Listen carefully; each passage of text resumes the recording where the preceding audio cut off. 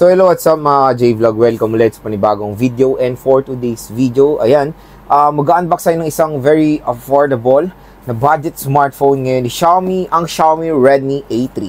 Maganda kaya ito, tara mga J-Vlog, check natin.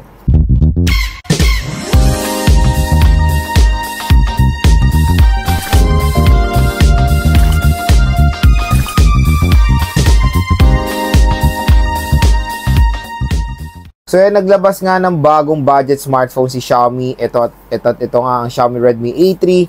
At na-purchase ko ito sa Shopee mga J-Vlog. Actually, nung ano ko pa ito binili nung June.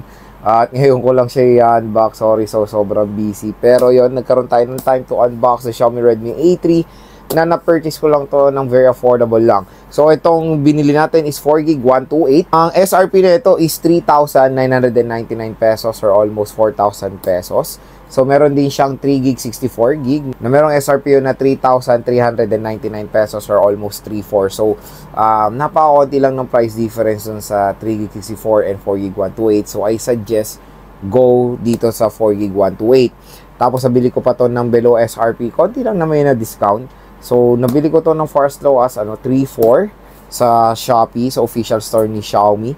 So, kung interesado rin kayo dito, and minsan nagsisale to, nakita ko yung, for as low as 2 plus. Ito, grabe. 2,800, mga ganon, yung 3GB 64 ata. So, very affordable lang. At kung interesado kayo dito sa Xiaomi Redmi A3, ayan, ilalagay ko po yung link nito sa description box. So, yung nabili nating color is yung forest green. So, yung napansin ko dito is yung design niya is very unique sa mga budget smartphone. Yung merong circular camera module na super duper laki. So, tingnan natin yan mamaya. At yun mga J-Vlog, samahan nyo ako unbox itong Xiaomi Redmi A3. So, ito na po yung box ng ating Xiaomi Redmi A3. Ayan, large screen with 6.71 inches display. A 90Hz fluid visual experience. Sa gilid naman ng box, ayan, meron tayo ditong a powerful octa-core processor with AI dual camera system. So, Redmi A3 with your favorite Google apps. Google is a trademark of Google LLC. So, ayan, sa isang gilid, meron tayong massive 5,000 mAh battery and secure fingerprint and face unlock. So, open na natin ang Xiaomi Redmi A3 in forest green. Ayan. So, ito na yung ating smartphone. Xiaomi Redmi A3. Mamaya na to. Tingnan muna natin yung content ng box. Sige nyo naman, napakalaki agad. Meron na tayong idea na super duper laki ng camera module ng Xiaomi Redmi A3. Okay, tingnan natin ano pa. Uy, medyo iba ang ating unboxing experience dito sa Xiaomi Redmi A3. Ay, nalungkot agad ako mga J-Vlog dahil absent po si Maring Jellycase. Ayan, no. Ewan kay Maring Jellycase, ha. Nagbakasyon, tag-ulan na tag-ulan, nagbabakasyon.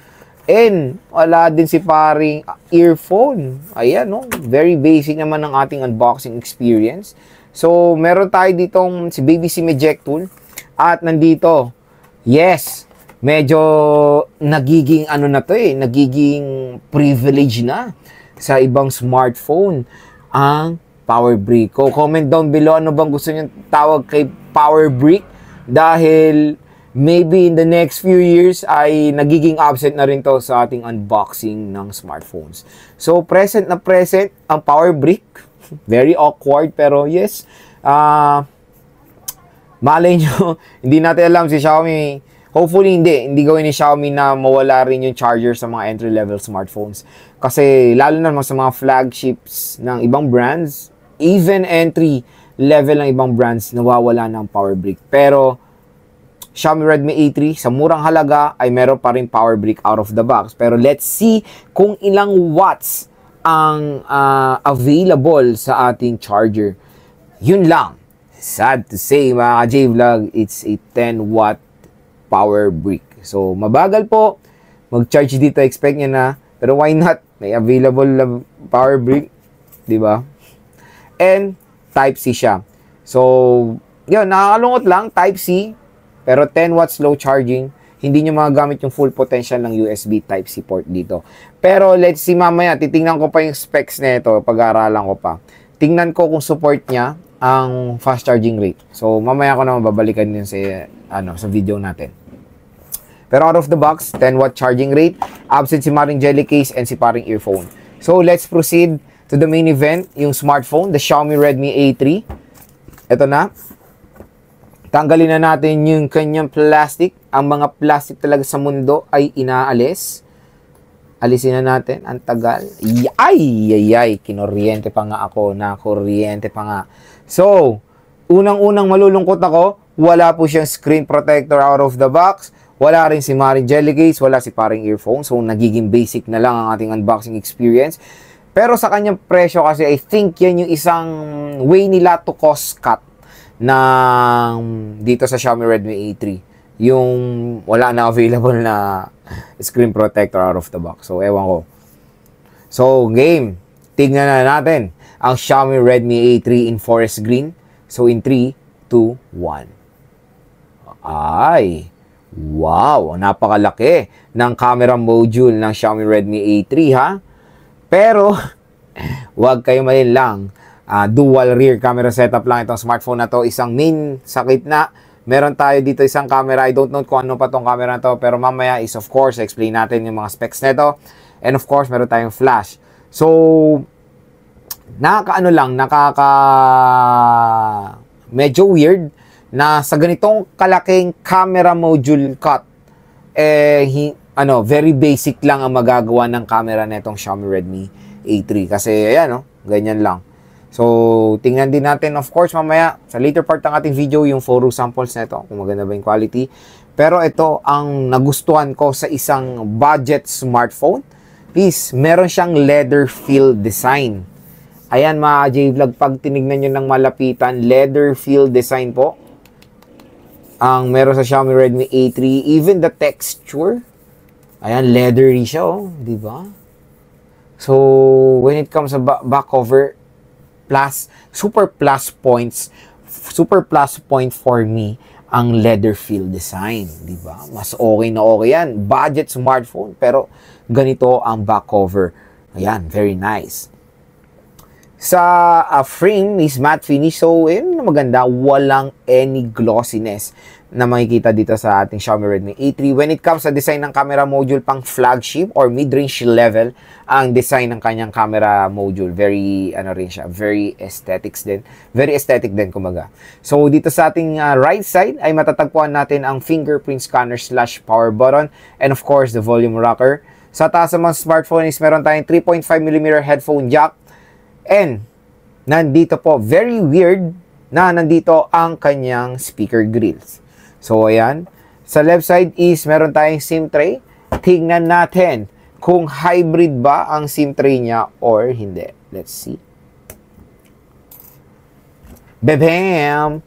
So, good news is hindi siya hybrid SIM card slot, meaning pwede niya siyang lagyan ng dalawang nano SIM at isang micro SD card ng sabay. Sa baba naman ng smartphone is nakakalungkot lang ang mga placement. Wala tayo ditong 3.5mm headphone jack and yung speaker grills na usually lahat ng ports ay nandito. Sa baba lang is microphone and Type-C. Medyo weird lang na nandito yung 3.5mm headphone jack. Very old school design. Kasi sa mga old school smartphone nandito sa taas di ba? I think mas okay na sa baba, di ba? Very very easy access, kumbaga, compared dito sa taas na medyo awkward ng tignan. Very old school nga, kumbaga. So, yon, sad to say is wala po siyang inclusion na screen protector out of the box. So, very naked yung glass ng ating Xiaomi Redmi A3. So, kung bibili kayo nito sa store, I suggest lagyan nyo agad ng tempered or screen protector ito para maproteksyonan siya. Even case, kasi wala nga rin si Maring Jelly Case to protect your smartphone temporarily. So, bumili agad kayo ng case, ha? So, open na natin ang Xiaomi Redmi A3. So, in 3, 2, 1, bebem.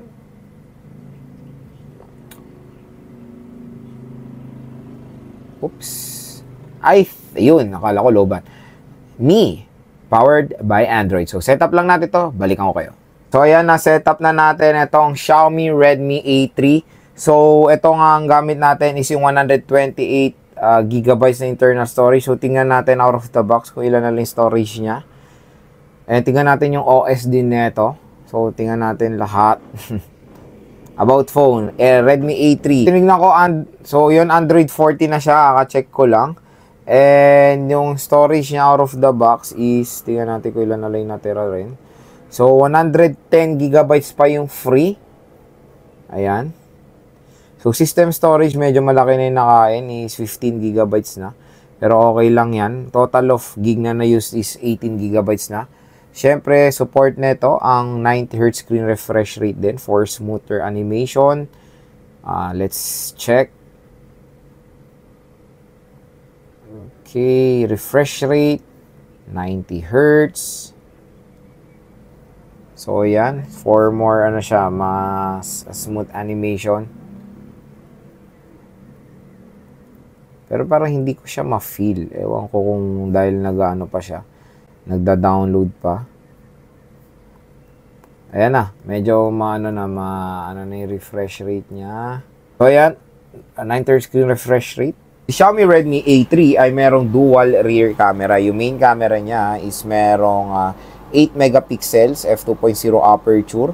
At yung front camera niya is merong lang 5 megapixels at capable ng Full HD 1080p video recording front at rear camera niya. Sa OS, out of the box, naka Android 14 naman siya. Sa display, meron siyang 6.71 inches. IPS LCD display na may resolution na HD Plus 720 by 1650 pixels na meron 268 pixels per inch. Support niya ang 9:30 screen refresh rate. So, sa chipset, meron siyang sad to say MediaTek Helio G36 lang na 12 nanometer. Meron tayo octa-core CPU na merong clock speed na up to 2.2 GHz and sa GPU naka PowerVR G8320 siya. So, hindi po for gaming itong Xiaomi Redmi A3 dahil sa kanyang very outdated na chipset at low powered.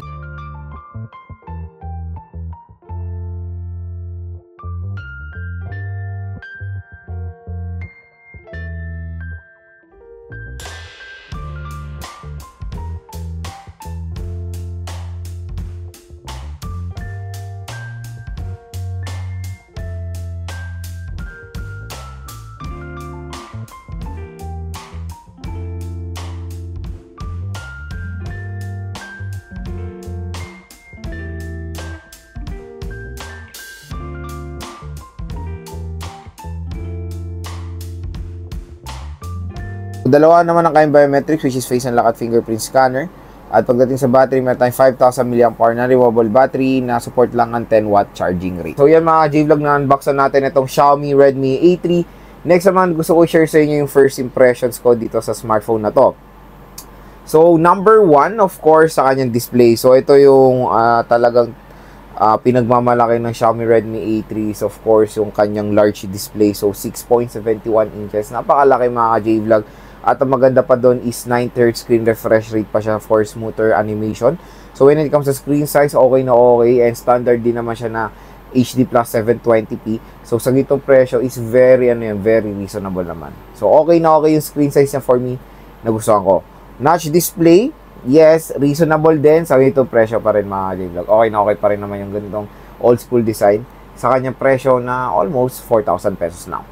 Number 2 sa kanyang RAM at ROM. RAM at ROM 3GB64.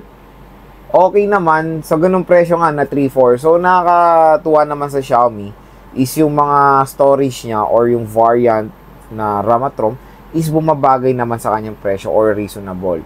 4GB64 sa presyo na 3.4, minsan 2 plus pa. Ay okay na okay yan mga ka-J-Vlog, is pwede pa naman magamit yung 64GB. Pero ano na lang yan, when it comes sa gaming, very limited na lang yung 64GB, napaka-konti yan. Pero when it comes sa casual things, okay na okay pa naman ng 64GB mga ka-J-Vlog. Tapos yun, 4GB 128 sa ganitong presyo na almost 4,000 is super sulit. So marami naman kayo malalagay sa 128GB na internal storage ng Xiaomi Redmi A3. Number 3 mga ka-J-Vlog sa camera. Pag gagamitin nyo ito ng malayuan, mapapansin nyo talaga yung laki ng camera module nito kasi ganito yung design ng mga flagship smartphone ni Xiaomi, di ba? Pero nakakalungkot na yung laki ng camera niya is hindi naman ganun pa. So nakakalungkot na nasa laki lang ng module yan. Pero when it comes sa lente, ayan, napakaliit lang yan mga ka-J-Vlog, ayan o. So, napakaliit lang. And nakakalungkot lang din na 8 megapixel lang ang rear camera ng Xiaomi Redmi A3. So for me, yung camera performance niya, parang nasa average level lang naman. Parang yung masasabi mo, okay na kasi may camera. So ganun yung impression ko sa camera nitong Xiaomi Redmi A3. So medyo low spec siya when it comes sa camera. Kumbaga parang ano lang kayo, mabibighani lang kayo sa una dahil sa laki. Pero sa performance, nasa ano lang siya. Ganung nasa average level lang naman. Sa price segment natin kino-compare kasi usually iba sa ganitong presyo matataas yung megapixel, pero kahit na alam ko hindi sa taas ng megapixel yan na nabibigis yung camera performance, pero sa quality rin kasi, to be honest, kung i-compare ko siya sa ibang brand, mas maganda for me yung ma-offer ng ibang brand, kumbaga. So number 4 mga ka-J-Vlog sa design. So design, ito yung pinakapanalo sa Xiaomi Redmi A3. Dahil yung likod niya ay leather mga ka-J-Vlog. So very new sa ganitong budget smartphone. So leather-like na. Leather feel design. So okay na hindi na yung mga plastic na glossy, plastic na matte. Dito leather na. So mas premium yung kanyang feel or yung texture. Na okay for me mga ka-J-Vlog. Lalo na sa kanyang presyo, magugulat kayo na nakapag-offer sila ng leather feel design sa ganitong napakamurang halaga lang. So yun lang mga ka-J-Vlog, yung ating first impression dito sa Xiaomi Redmi A3. So hopefully nakatulong po itong ating unboxing video or hands-on sa inyong buying decision dito sa Xiaomi Redmi A3. Kung interesado rin kayo dito, lalagay ko po yung link nito sa description at abangan nyo na lang po yung full review and of course, yung game test natin dito sa smartphone na to.